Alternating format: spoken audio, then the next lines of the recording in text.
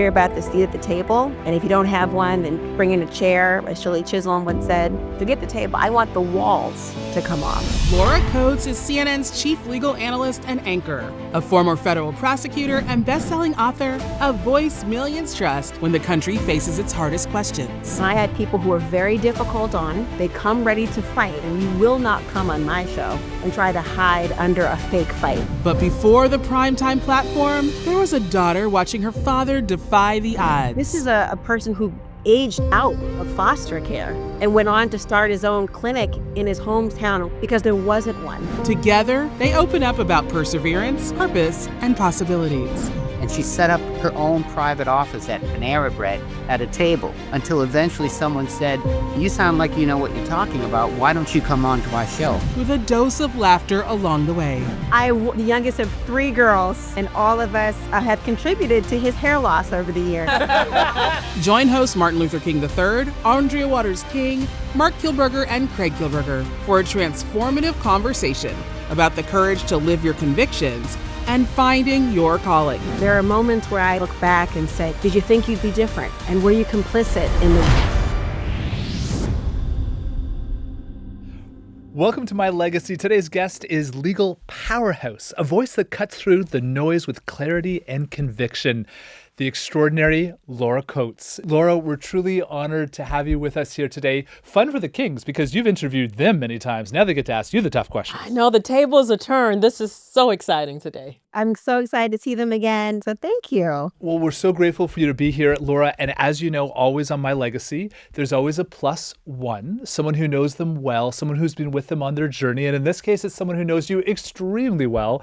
Would you do us the honor to introduce your father? Yeah, I met this guy about, 45 years ago. And I was like, I'm going to keep him around because he's something special. This is my father, Dr. Norman Coates, and he is someone that I not only look up to and respect as a daughter, but I look to him for guidance in all areas of life. And if he weren't my father, I would seek him out for that same guidance because I respect him that much. And he is such a beautiful person in soul. And really, he is my +1, but I know my father will tell you when it comes to legacy, he is somebody who wants the joys and the lessons to multiply throughout generations. And for as much as I am his, he is my intergenerational wealth. That is beautiful. That's one of the best introductions I think we've ever had on this show. Yeah. Well, Norman, we are so appreciative of you to be here today. We, of course, are grateful for the brilliant mind that is Laura. And so we have to ask, would you either share a story from her childhood when you knew that she would evolve to be this extraordinary individual that we all look to for wisdom and guidance, or an incredibly embarrassing moment for her childhood? Either one's good, whichever one you want to start with. But over to you, sir. I will have to recall, and Laura's going to remember this very well. We lived in Highland Village in St. Paul, Minnesota, and it was winter. And you know what winter is like in Minnesota. It was probably 15 degrees, something like that. And Laura was sitting out on our front stoop. And the neighbor came by and said, "Hey, Laura, why are you sitting out here in the winter?" And Laura said, "I'm doing my father a favor." "Really? Your father told you to come out here and sit?" She said, "No, but I did hear him say there's too many doggone women in his house. So I decided to take myself out of the equation." We should probably mention I'm the youngest of 3 girls and the daughter of a very strong woman, and all of us have contributed to his hair loss over the years. And Norbert, how did you produce 3 not only amazing ladies, but 3 lawyers at that? Oh, that's easy. If you have daughters, you know that what you say to them is merely a suggestion and it gives them something to go against. So what I did was say, please don't be lawyers. So, of course, they all decided to do that. That's the true story, though. Yeah. And I'm also three girls. I'm the oldest. So, yeah. Mm-hmm. See, that's why we were kindred spirits, and that when we met, although I proudly own the baby label. I am somebody who goes through my list of the calls. I talk to someone in my family every single day, And I expect my calls to be answered by each of them throughout the day for that very reason. But my eldest sister, Tracy, she's always thinking, my God, I thought we had totally different parents. Yeah, exactly. My youngest and I always talk about, I think we were disciplined different. I think by the youngest, the parents was gone. Yeah, parents were tired. You like to think it's because you're so dazzling, but I think the parents were just like, okay. Yeah. Were you tired, Dad? No, I think you just learn more. By the time you get to the third one, you begin to see what's important and what kinds of things you can just let go by the wayside. Well, now, let's turn to you, Norman, because I know that you've had such a tremendous life, from foster care to establishing your own dental practice.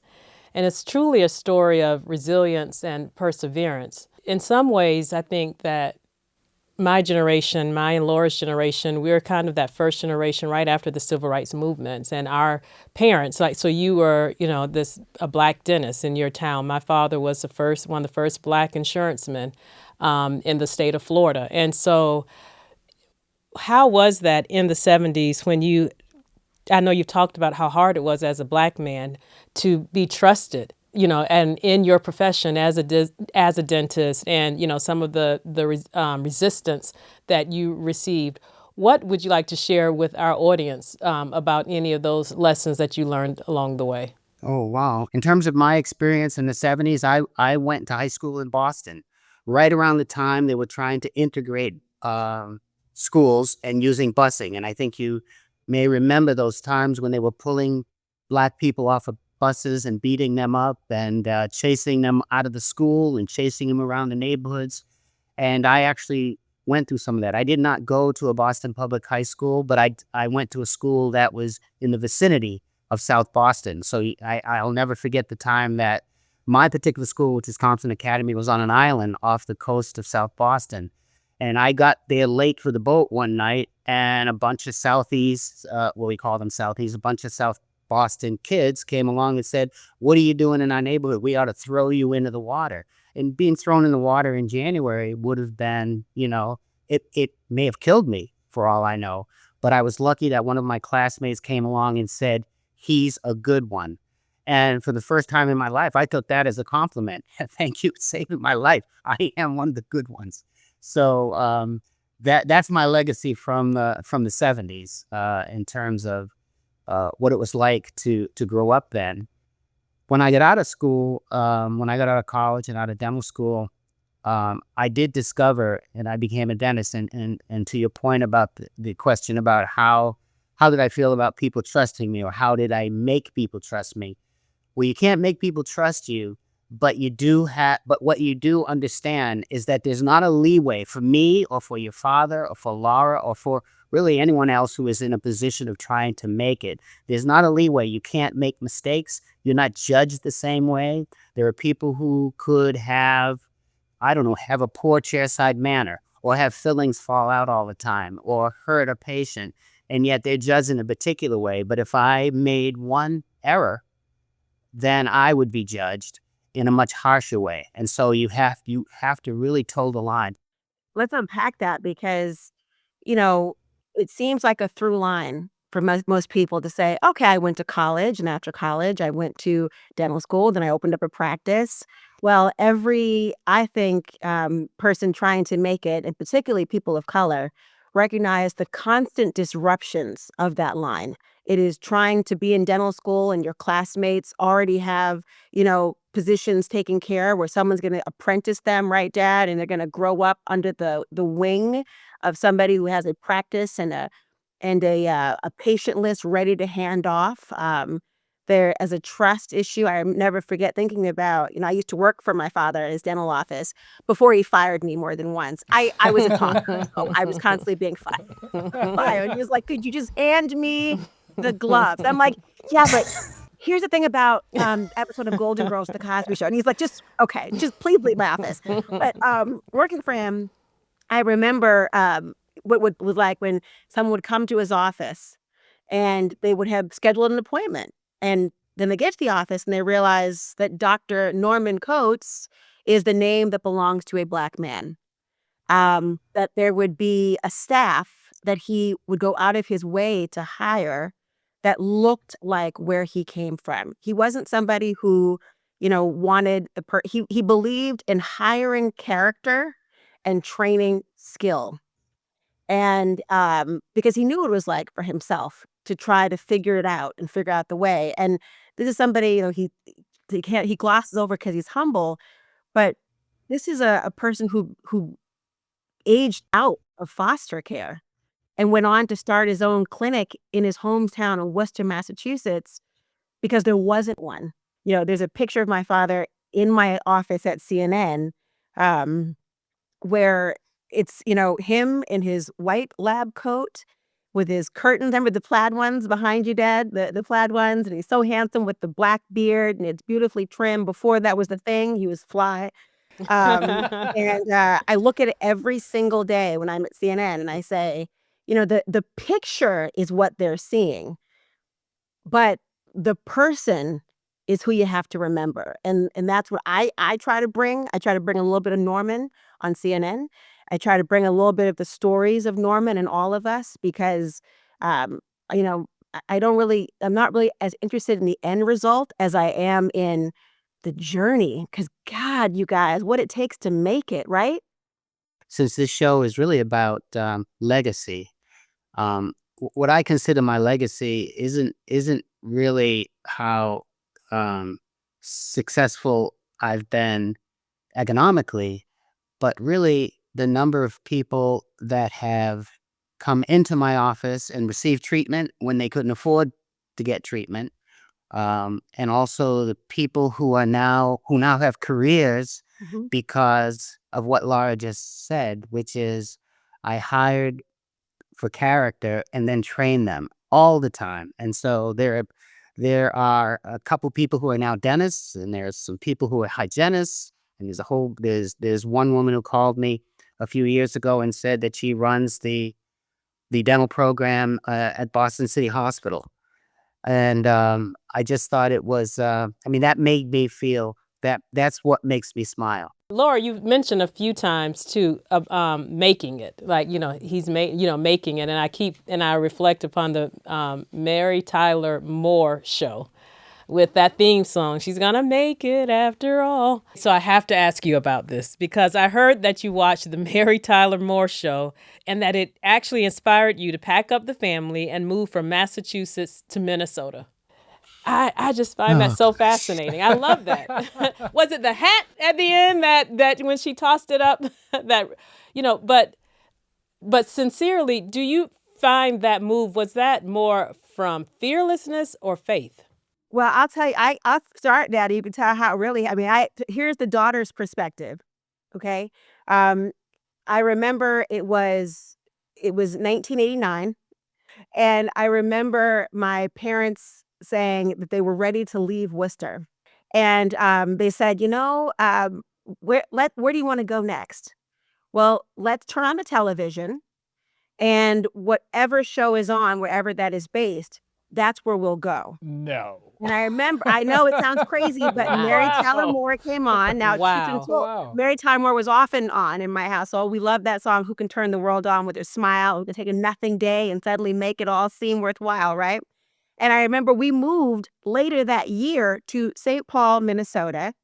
My parents had us go in front of the house where, of course, there was the facade of where she was purported to be from. And we sang that theme song.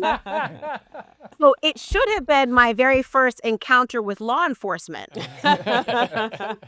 It was not.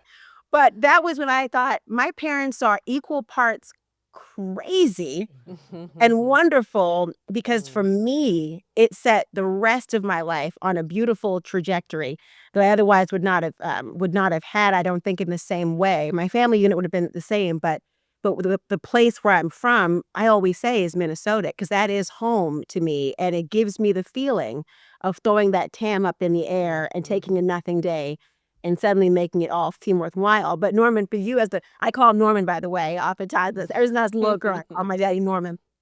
But Norman, how do you, when you look back at that, how do you see it? How do you remember it? Yeah, so Laura was 8, so that is her perspective. and a lot of what she said is absolutely true. However, there really were some practical reasons that I moved to Minnesota. The main one was a little. Well, first of all, I asked my wife if she was willing to move there, and she said absolutely not. I think that's near Iowa. And so I said, it's nowhere near Iowa, but I knew the Mary Tyler Moore Show very well. And so I put that on my list: Denver, Seattle, or Minneapolis. I looked up to see which flights went to Minneapolis because how easy it would be to get out there and check it out. My airport in Worcester actually flew a direct flight to Minneapolis. So I got on that direct flight to Minneapolis. I got there. I loved it. Loved everything about it, and that is the main reason. But the Coates family lore is that what Laura just said, and she remembers that as an 8-year-old. But it was a different a different set of decisions. No more practical than what she described. But I'm just saying it was just a little bit different. That's all. Are you telling me I wasn't privy to all of the intimate conversations of your marriage? How dare you? That may happen when you were sitting out on the stoop.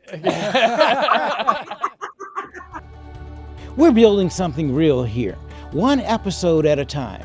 If you want to be part of it, subscribe. It's free, it matters, and we're just getting started. Laura, another alliance or connection that you and I have is that you worked on hate crimes cases. Yeah. And for many years, I worked for an organization that monitored hate crimes and hate groups, the neo-Nazi skinheads, and actually helped communities go and organize. And so I know the heaviness of that work. Is there one particular case that still lives with you? It was one I did not personally prosecute, but involved interviewing Matthew Shepard's family, because it resonated in so many ways of what was happening. The story of that young man who was just brutally attacked in a way that no one should ever have dealt with, everyone ever should have known, anyone ever should have thought about. And that, of course, also of James Byrd Jr., who was dragged to his death to the point where, and I hate to be so graphic, but the truth is necessary, till he was decapitated practically, and his skin on his elbows revealed. I mean, the bone for his elbows revealed. Those two cases, and that compiled the act that has been so important, really are the kinds of stories that stay with you anytime you even investigate a matter, whether it's a voting case, whether it's somebody perceiving something about you and deciding that you are not worthy of the dignity of human life and will be treated worse than we would allow for the scariest and most rabid of animals. Those are the stories that stuck with me and really drove me in part to feeling like if people could endure what has happened to them to illustrate the hate that is in this world, then I can be quote unquote inconvenienced enough to hear the stories and advocate. I can cry about the story because I haven't had the horror of experiencing it, and interviewing their family members just solidifies that point. And so I know I look to you and the work that you have done, and it is no small feat to quiet those voices in the middle of the night, or is it? No. I mean, it's hard, because when you have a child, because then sadly every story you've heard becomes your greatest fear when they walk out of the door. And so I salute you for the work that you have done, because it takes a collective, all of us, to continue the work, and in spite of what's uncomfortable for people to hear. Well, Laura, I just want to say thank you on behalf of all of us for being that advocate. And Norman, to a question for you, as your daughter is going through these high, intense cases, and obviously she can't share all the details with you, but how did you show up for her during those moments? How did you support her? How did you love her? And how did you give her the advice to make sure that she could be her best self during those very intense legal proceedings? Well, first of all, Laura and I are in touch every day, and so I don't think there are many days that have gone by, and even this year, that we actually haven't talked. And sometimes it's more than once a day. When you're dealing with, I suppose it's the same with sons, but I only know daughters. So when you're dealing with daughters, and I had to learn this maybe the hard way, because so much of the time when they start to talk to you, you as a man, you want to just give them the solution. Like, okay, well that's the problem. Here's what you should do. And then they ignore what you say, and then they keep on talking. And then you say, okay, now I heard that. Now that I know the whole story, here's exactly what you should do. And then they ignore that, and then they keep on talking. And after a while, you realize that they don't really want to hear solutions. What they want to do is keep on talking. They want to let out whatever it is they're feeling. And so I think the way I supported her, to answer your question, is to listen, is to call, to be there physically when she needed me to be there physically, and try to restrain myself from trying to say, well, here's what you should do. But a better listener than me is really her mother. I feel so sorry for my wife, because she's got 3 daughters who call her, all of them call her every day. Sometimes I walk into the room and my wife, I don't even realize she's on the phone, because I haven't heard her for the last half hour, because she's just listening. And so, that's the most and the best I can tell you in terms of what we do to support the daughters, and Laura included. I could tell you, yes, he is a listener, and he does give guidance, and he does offer the solutions. But I will say, there are a few people in this world, and I count myself as one of them, who can honestly say that there has not been a single moment of my existence where I have ever felt alone. Like, there is not a single moment. I don't mean you don't have lonely moments, like, oh, I wish other people were here, but to know that, there is no wall that my back has ever had to be against.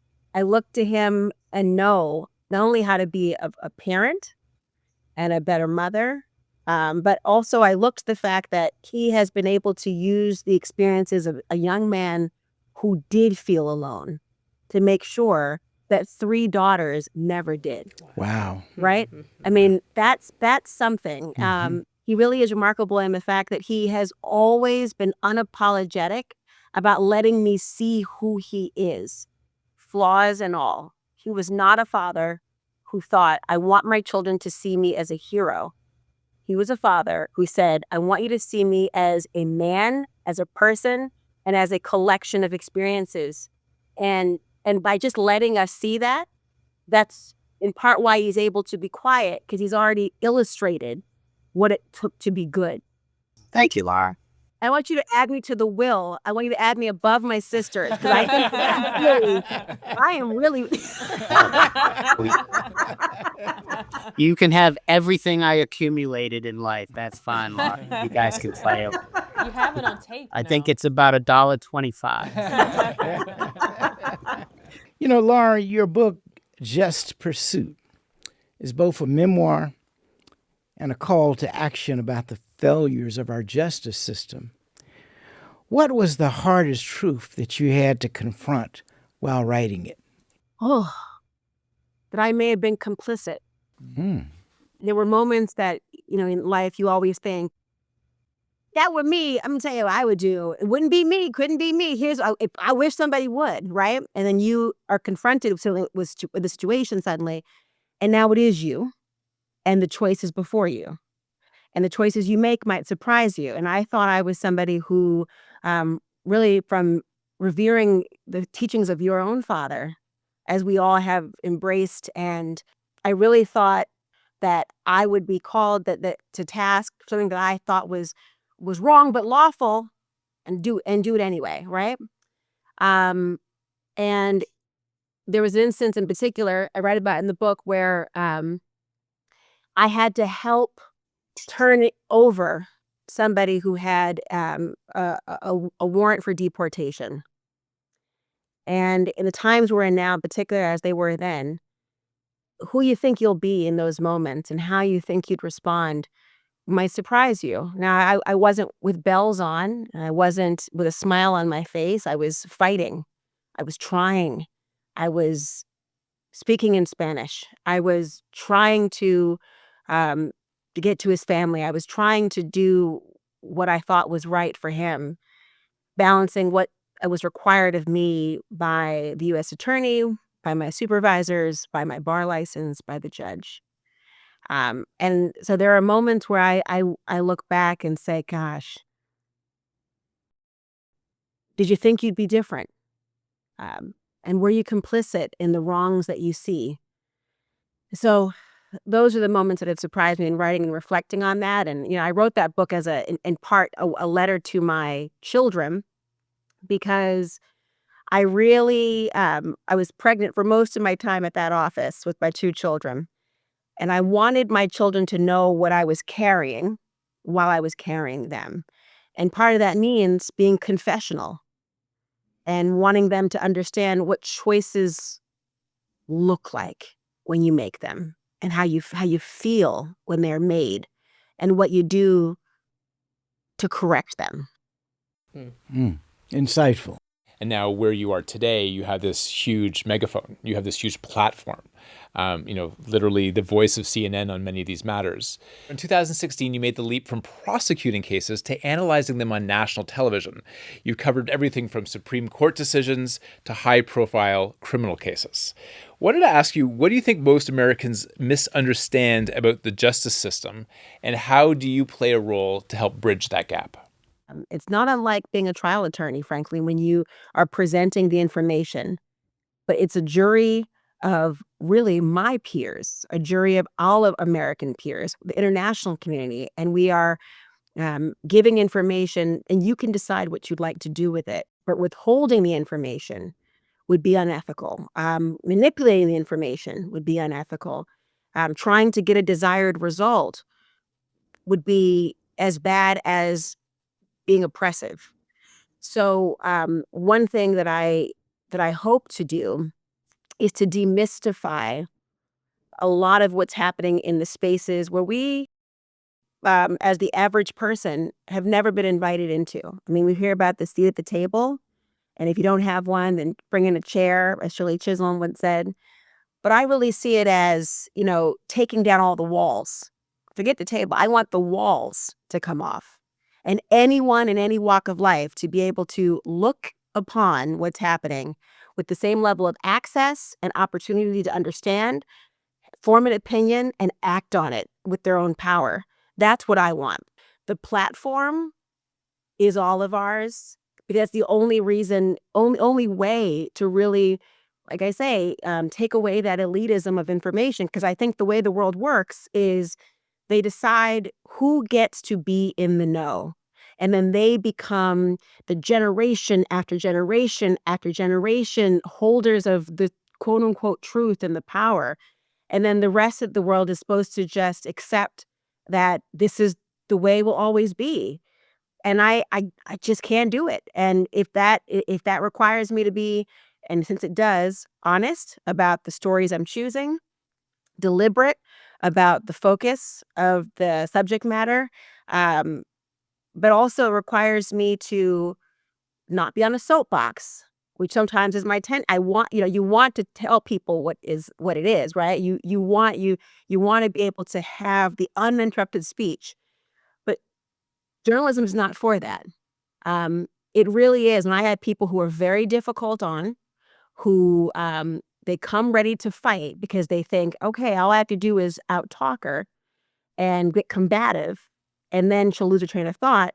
No, I invite you to speak because I want people to actually know exactly what you believe and think. Because when people know that, they can now know exactly what they believe and think about you. And they can make decisions with their feet, with their ballots and beyond. And you will not come on my show and try to hide under a fake fight. Good luck. Let's hear you. Let's hear from you. And then let us decide what we think. Norman, when you have your finger, your right hand raised. Yes.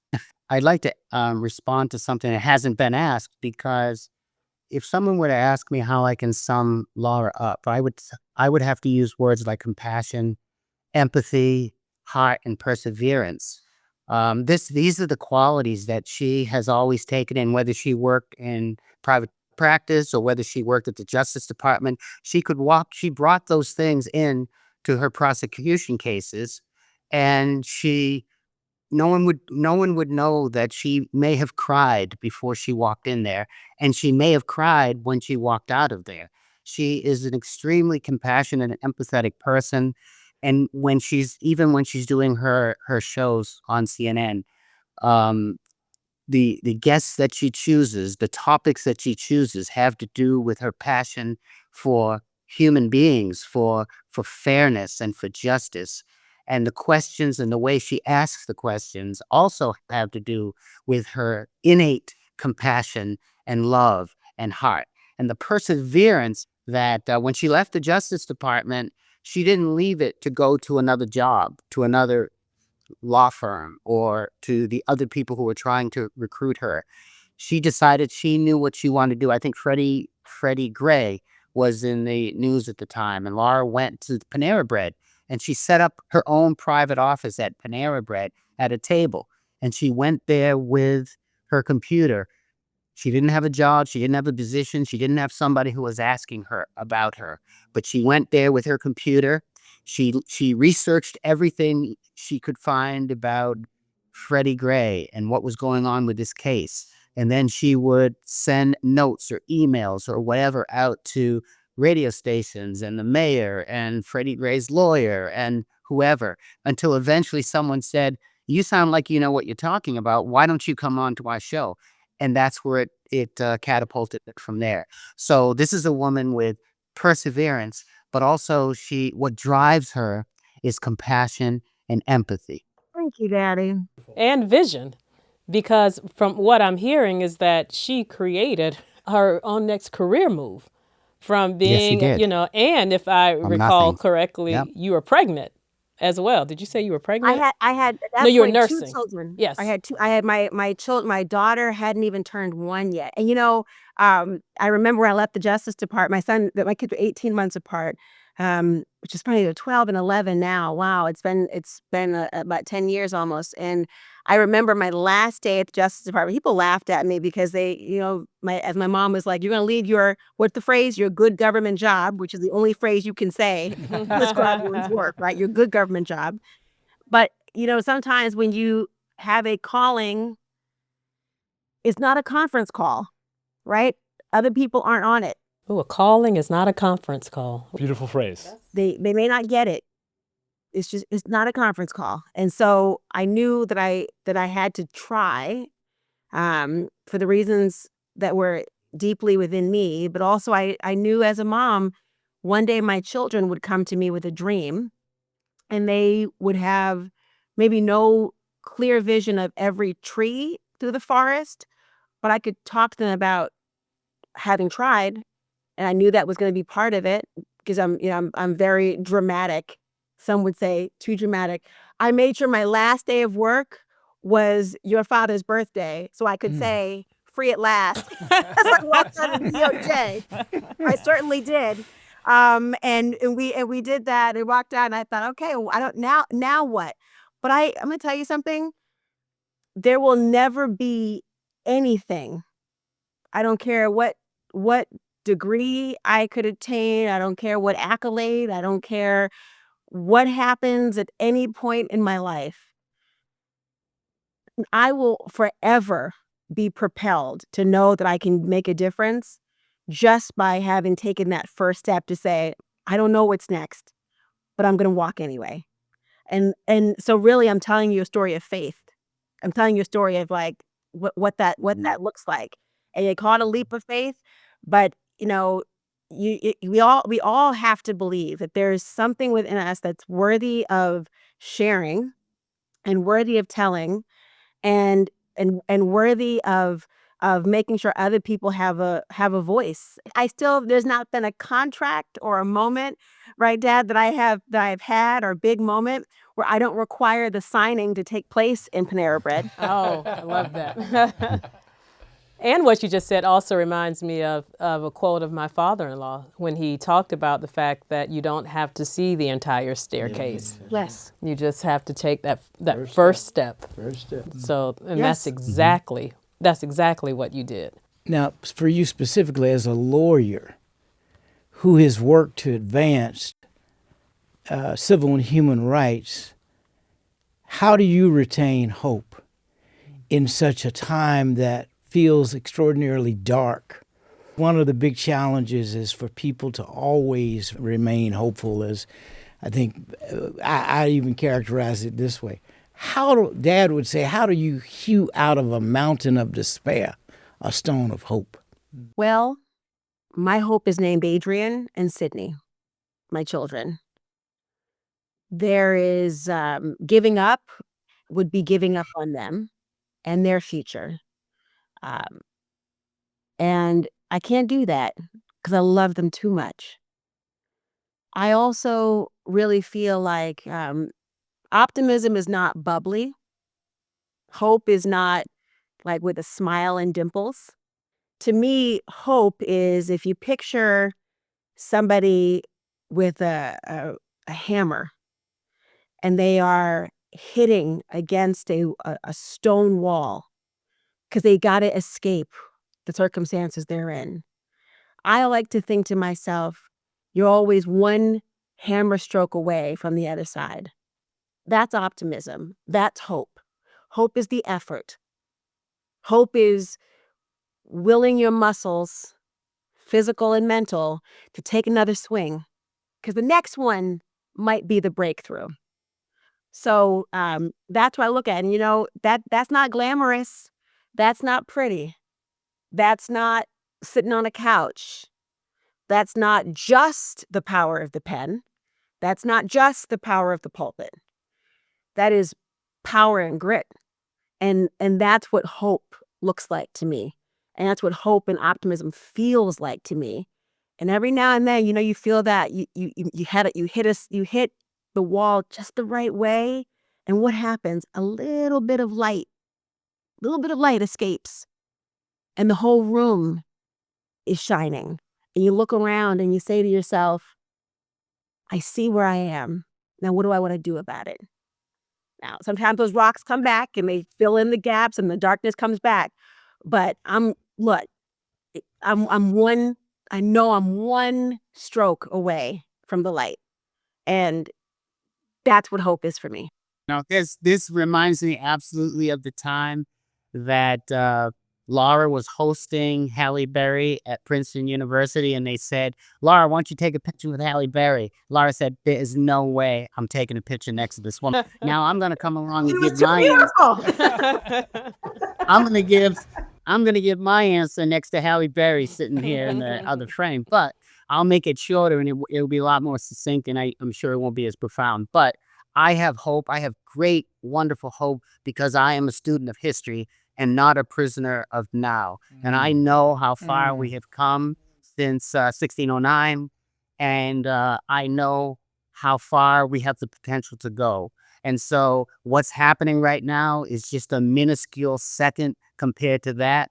And I know we're going to go much further. And history is evidence of that. Laura, I'm so grateful you brought your dad on the show because to allow all of our listeners and viewers to know aging out of foster care, establishing at a time of great civil challenge, a business that you stood proudly on. And Laura, upon that foundation, to be such an advocate for justice, the idea that laws isn't what's written on paper, but it's sitting in that Panera Bread location, that a calling is not a conference call, fighting for what's right, refusing to accept inequity as inevitable, the two of you living your values through generations and now passing it to your children, Laura, and the generations to follow, and even, frankly, creating a better America and a better world.